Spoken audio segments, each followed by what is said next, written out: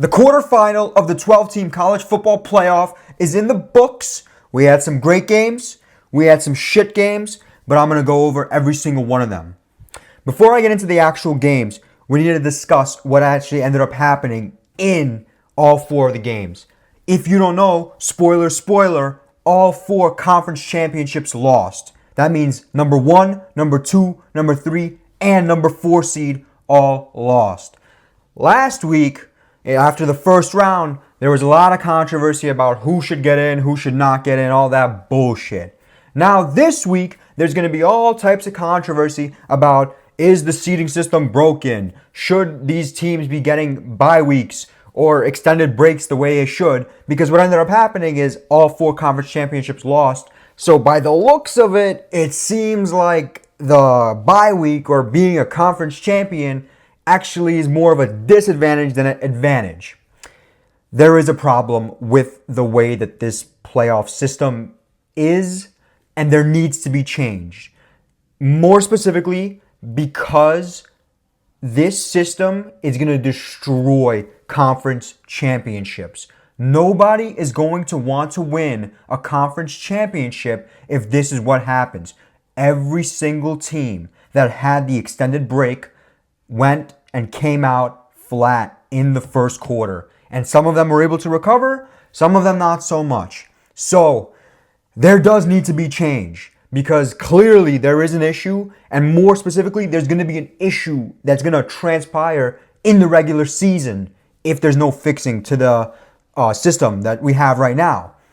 Teams won't want the bye. They are going to want to lose and start playing in the first round rather than have this bye. In any case, let's get straight into the recap. The first game was on New Year's Eve, the Fiesta Bowl, where the Penn State Nittany Lions, aka the Penn State Rapists, beat the Boise State Broncos. This game was kind of boring. Even though it wasn't the worst game of the four games, it seems like it was the least climactic. There was no storylines. There's nothing really interesting that happened here. The reality was that Penn State went out and scored 2 tuds early on, took a pretty big lead, and never looked back. Yes, at one point, I think around second quarter, Boise State made it like a 7-point game or a 10-point game.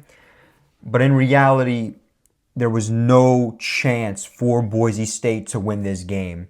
Penn State dominated on all sides of the ball. They threw the ball well. They ran the ball well. Alar is a beast. Tyler Warren's an animal. Singleton had a monster of a run. He popped off, I think, early in the game or maybe late in the game. He popped off on a big run. Penn State dominated Boise State like Penn State does to little boys in their locker room. Boise State looked just outmatched. Flat out outmatched.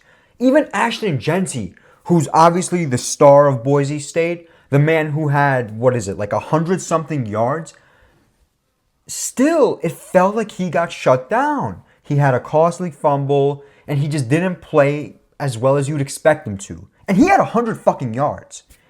Boring-ass game on New Year's Eve. Penn State wins. Penn State dominates. They're moving on to the semis. It was a decent game. But again, one of those type of games where it was over before it even started. Good shit, Penn State. I'm sure you had a great time in the locker room with those little kids, but don't celebrate too early. You got a tough matchup in the semis. Next game. The Texas Longhorns beat the Arizona State Sun Devils in the Peach Bowl. You guys know I got a lot of fucking money riding on Texas, and I wish you could have seen my face throughout this game. Oh my God. It was like a roller coaster of emotions. You should see me in the first quarter, and then the fourth quarter, and then overtime. Oh my goodness. It was ridiculous. I think I'm going to start streaming these games, like my reaction, because this shit was something else. I wish you guys saw this. In any case, let's recap the actual game before I get into all my rants about you-know-who's and all that shit.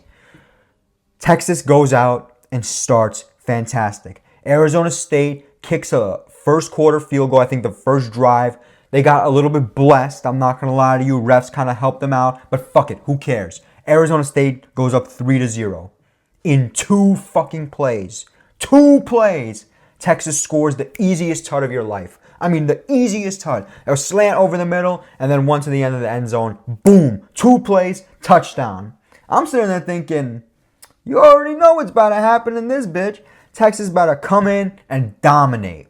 And then the best part, Arizona State gets the ball back. Texas gets a key defensive stop. And on the punt, Texas gets a house call. Tutty on the punt return. It's 14-3. I'm living nicely. I'm thinking shit's over. Shit's sweet. They fall flat. Texas falls flat in the second, third, and fourth quarter, realistically, even though it wasn't as bad in the fourth as it was in the second and third. I think in the second and third combined, they scored like 3 fucking points. In any case, they have a pretty strong lead in the fourth quarter. It is 24-8 with 6 minutes left to go on fourth fucking down. Scattaboo, which we'll get into Scattaboo. We're going to have to start calling him Scat Pack because of the game this man had. The man carried Arizona State. Absolutely carried Arizona State. Goes on a trick play, throws a fucking touchdown. Arizona State scores the tud, and they convert the 2-point conversion. All of a sudden, it goes from 24-8, 24-16. It's a 1-possession game. Of course. Arizona State gets the ball back after a horrible Quinn Ewers interception, which we'll discuss a little bit after. And what ends up happening? They score another fucking touchdown. Convert the 2-point conversion, and it is 24-24. I'm sweating. I am sweating. Texas drives the ball down the field, and Brett fucking Auburn, you better never, ever show your face at Texas University ever fucking again, or University of Texas, whatever it's called. You are a bum. You are going to be putting the fries in the bag after this season's over, no matter what the outcome is. Misses. What is it? It was a 48-yarder. Misses the 48-yarder. Arizona State gets the ball back, is attempting to drive on third and whatever it was. Third and some shit, like third and 10, something like that. Catches the ball short. Big hit on Texas, commits a big hit on the receiver. Receiver's like damn near unconscious. No targeting is called. I know there's a lot of controversy about this call because if they did call targeting, it would have been an automatic first down and Arizona State would have been in a prime position to run the clock out, kick the field goal, and go home. Was it a targeting? Yes, it was. But guess what? That Quinn Ewers interception I was talking about earlier, go watch it back. The safety absolutely smokes the receiver. I think it was Isaiah Bond. Smokes the receiver in what should have been called a targeting as well. I'm telling you, the refs made their mistakes on both sides. The refs played it even. They swallowed their whistles on the interception. They swallowed their whistles on this third down play. So all that controversial bullshit, no one's talking about the interception targeting call. But everyone's talking about the third down targeting call because it needs to fit the narrative that, oh, SEC bias, they're trying to get Texas in, That's bullshit. They called this game pretty evenly, and they could have called a targeting on the interception just as much as they could have called a targeting on that third down play. In any case, it doesn't matter what was the call because Texas gets the ball back, drives down the field. I got to give Quinn Ewers credit. He was super clutch in that late fourth quarter drive. 38-yard field goal. 38-yard field goal. I'm thinking Brett Auburn's got this shit in the bag. It's going to be easy money. He misses it. Now, who will I blame for this miss? Obviously, it's going to be Brett Auburn. If I ever see this motherfucker, it's on sight.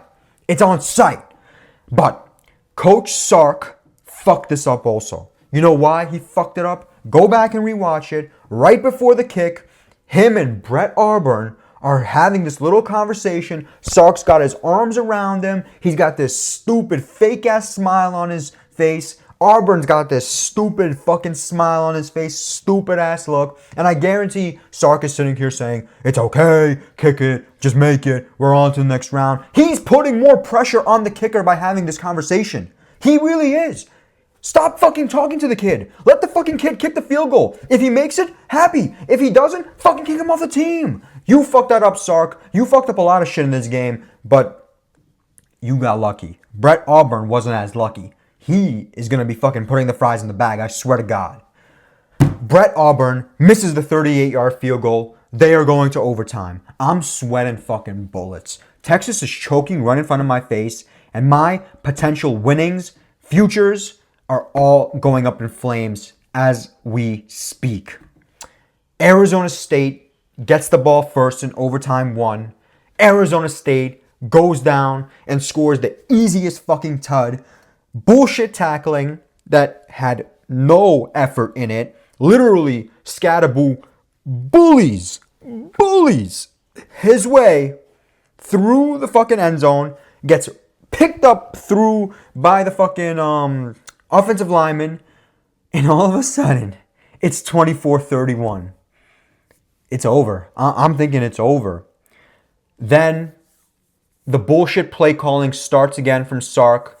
It was disgusting. It was disgusting. It was fucking disgusting. First down, incompletion. Not a deep ball, but deep enough. It was past the first down mark. I'm like, okay, fine, incompletion. On second down, they choose to run the fucking ball. On second down and 10, whatever it is, they run the fucking ball, get 0. I think maybe even lose a yard. Okay.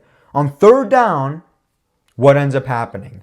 Gunnar Helm, or whatever the fuck how you pronounce this kid's name, the fucking tight end for Texas, is actually wide open on the route. Go back and watch it. Funny enough, they ended up scoring a touchdown later on that same route. I think that's how they saw it. Was wide open. Quinn Ewers doesn't see him, I guess. Throws a dump off, screen pass, whatever you want to call it, to the fucking receiver. Receiver turns upfield. It's like 2 yards. 4th and 8. It is 4th and 8. I'm on the ground. I'm ready to fucking cry. You should have seen my reaction. And even better, what ends up happening? On that 4th and 8, a false start. They call a false start. It's now 4th and 13. 4th and 13. Texas looks done. They look done. I'm thinking it's over. Good night. It's over. And what happens? Arizona State lines up. They're showing blitz, and they send cover 0.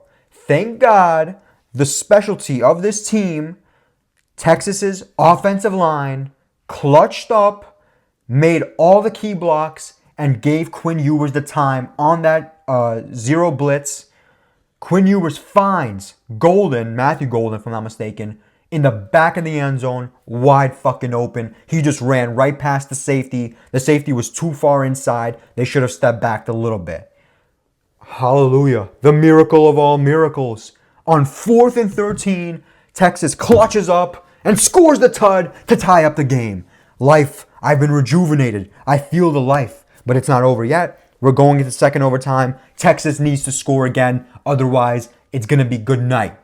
On the first play of second overtime, Gunnar Helm on that route I was telling you, Quinn Ewers steps up, finds him. Easy touchdown. Easy touchdown. All of a sudden, well, I should say easy touchdown. Then they convert the 2-point conversion. Now I got my feet kicked up. Because worst case scenario, Arizona State scores a touchdown and converts the 2-point conversion. That just means we're going to a third overtime. So now Texas can't lose in that second overtime. They could only extend it. And what happens? The Texas defense clutches the fuck up.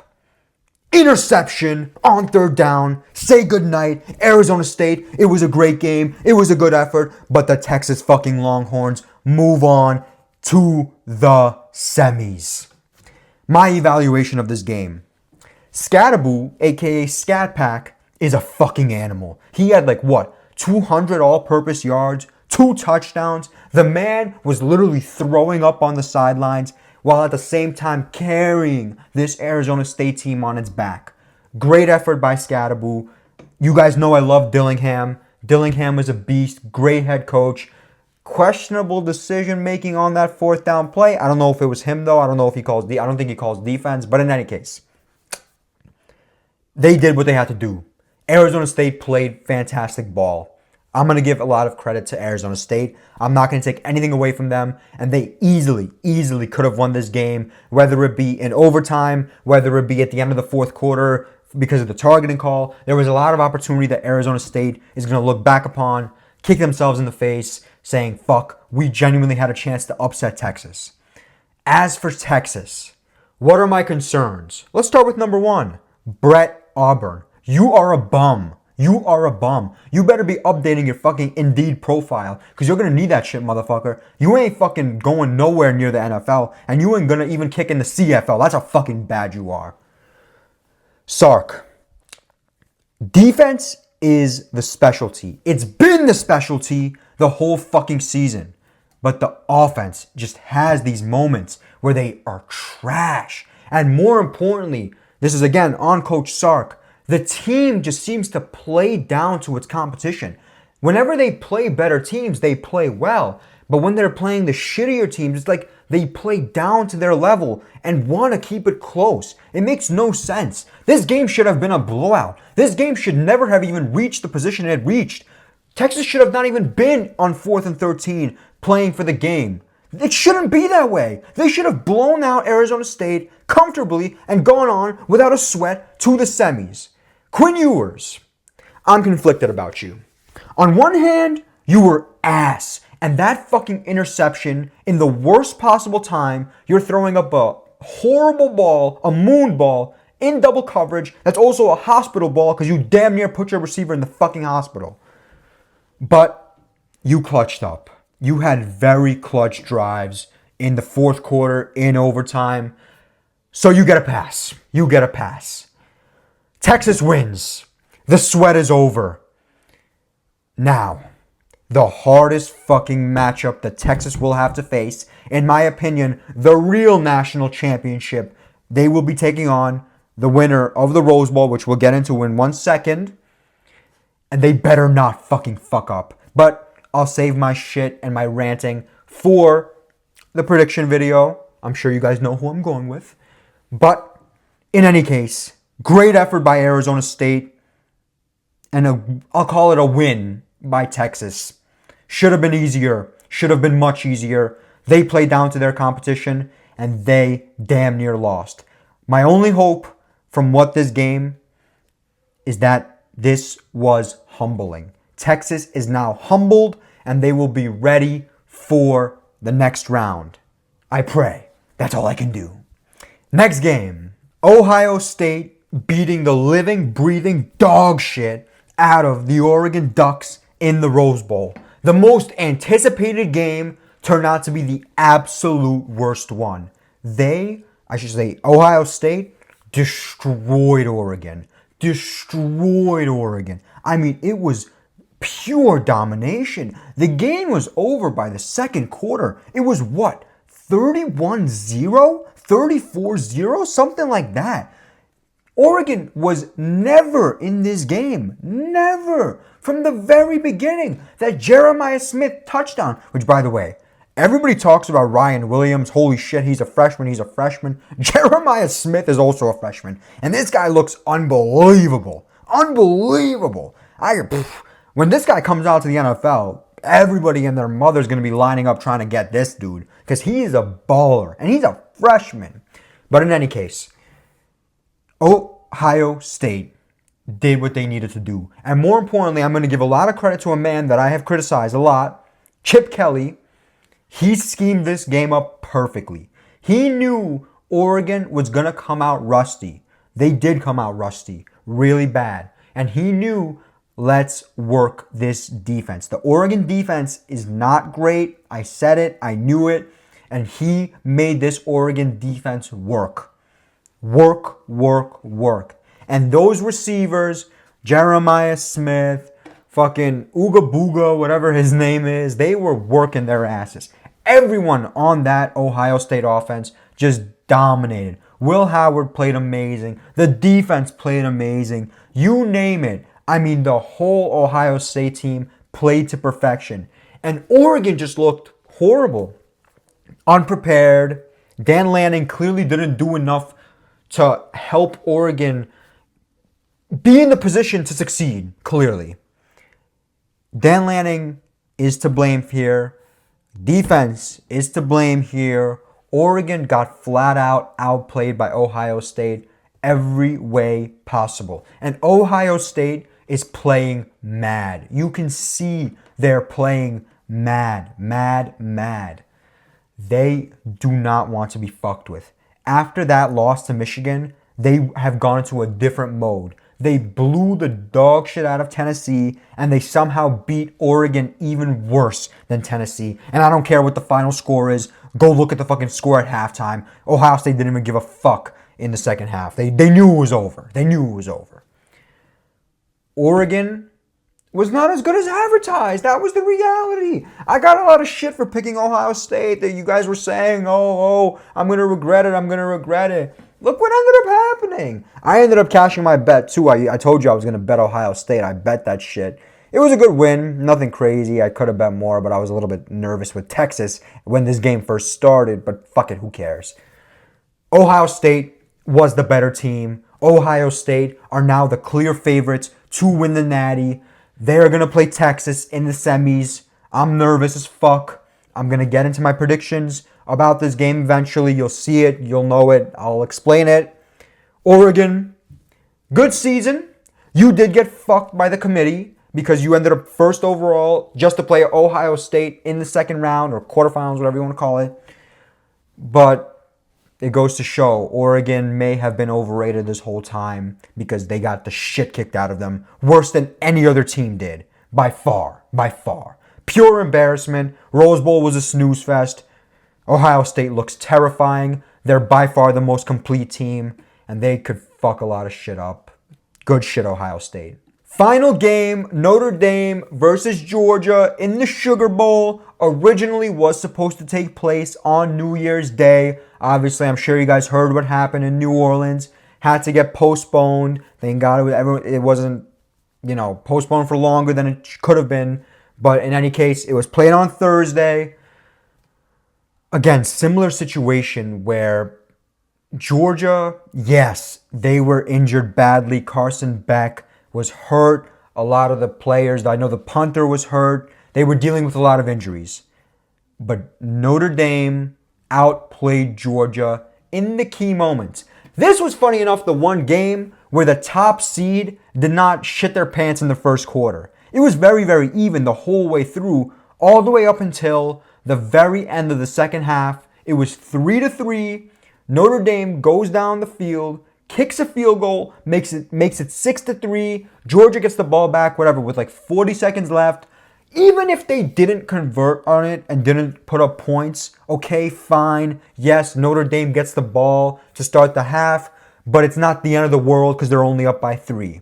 And then the worst possible thing that could have happened did happen. Strip sack from behind. Notre Dame strips the fucking gunner kid. Fumble recovered by Notre Dame. There was actually a couple clutch turnovers by Notre Dame. Not only that one, there was an earlier one by, what's his name? I actually don't even know. Trevor Etienne basically fumbled on a big third down. Notre Dame recovered. The MVP for Notre Dame, before I forget to even say this, is Parker Jones. I'm sure if you heard, if you haven't, he's a walk-on for Georgia. And he is going to just as easily walk off for Georgia as he did walk on, because this motherfucker caused Georgia a potential touchdown very early in the game. I think that was the drive where Georgia kicked the field goal, but they could have put up points if this moron didn't run into the ref and cause a 15-yard penalty. Dumbass motherfucker. Should be kicked off the team, especially because he's a white cornerback. I've never even seen that before. I'm joking. Cooper DeJean. Whatever, we digress. Strip sack. After that strip sack, 30 seconds left in the first half. Touchdown instantaneously. All of a sudden, it goes from 6-3 to 13-3. Notre Dame is up by 10 going into halftime. And worst of all, they get the ball at halftime. Boom. on the fucking kickoff. Notre Dame, house call, all the way, kickoff return for a tud. It's now 20-3, pure domination by Notre Dame. By the way, another game I won. I told you all to bet Notre Dame. I did bet Notre Dame pretty heavy, thank God. And I won, so I actually finally had a good week in college. For like a couple weeks now, I was getting shit on. This is my first like good week in a while. In any case, Notre Dame did what they had to do after that moment. Yes, Georgia scored a touchdown. It was 20-10. They were threatening. Notre Dame goes down, scores a field goal when they could have scored a touchdown, whatever, blah, blah, blah. It's 23-10. Notre Dame gets the ball. They are driving. It is 4th down. They're looking like Georgia's about to force a punt, and Georgia will have enough time to score twice. It wasn't over at that point. Marcus Freeman does his little bullshit. And what does he end up doing? A fake punt in a way where the punt team runs off the field. The offense comes back on. Georgia gets the substitute as well. So Georgia's defense comes in. And then it's a hard count that I don't think they were going to snap the ball on because they was at their side of the field. They're up by 13. Why would you snap that ball? It's not like a desperate situation. And then boom, the hard count gets Georgia offside.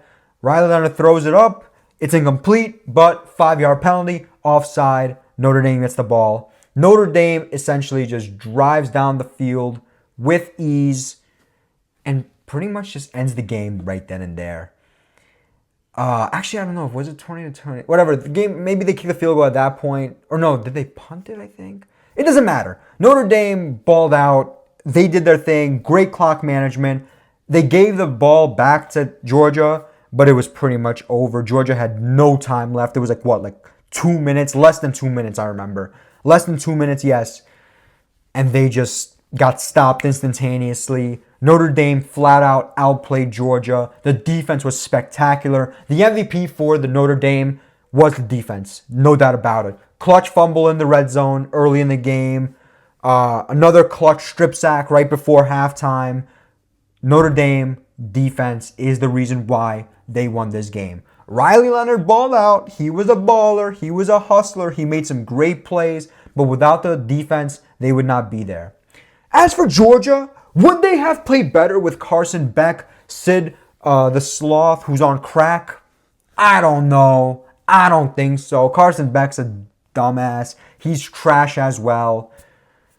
Georgia was just not that good. They're not that good. They've been fraudulent all season long. Yeah, they beat Texas twice, blah, blah, blah. But I don't think Georgia was ever all that. And clearly they got their ass worked, whether it would be on defense or on offense, because Gunner did not play that bad. Let's not act like the quarterback is at fault. It seems like Kirby got outcoached. As crazy as that sounds, Marcus Freeman outcoached Kirby Smart, which is insane. And it just wasn't Georgia's day. Is it the argument of, they had an extended break while Notre Dame is coming off a big win versus Indiana? Maybe. But in any case, Georgia took an L. Notre Dame is going to the semis to play Penn State. The semifinal is set. The quarterfinal of the first ever 12-team college football playoff is in the books. I can't wait for the semifinals. I mean, I kind of can, but I can't wait for it. It's going to be great no matter what the outcome is, even if I'm going to be crying at the end of it. In any case, stay tuned for more college football content coming soon.